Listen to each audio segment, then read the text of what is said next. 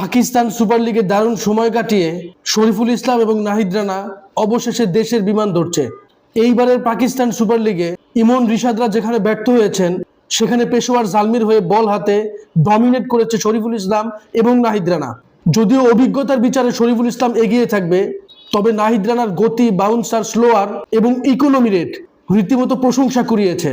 এবং গতকাল স্টিভেন স্মিথের এগেনস্টে নাহিদ রানা যেভাবে ডট বল করেছেন, মনে হচ্ছিল স্টিভেন স্মিথ ভয় পাচ্ছেন।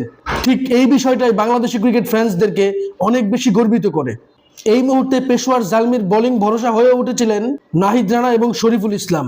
আর পেশোয়ার জালমির মালিক প্রশংসা করেছেন তামিম ইকবালের, কেননা তিনি শরীফুল ইসলাম এবং নাহিদ রানাকে আরও একদিনের এনওসি দিয়েছিলেন।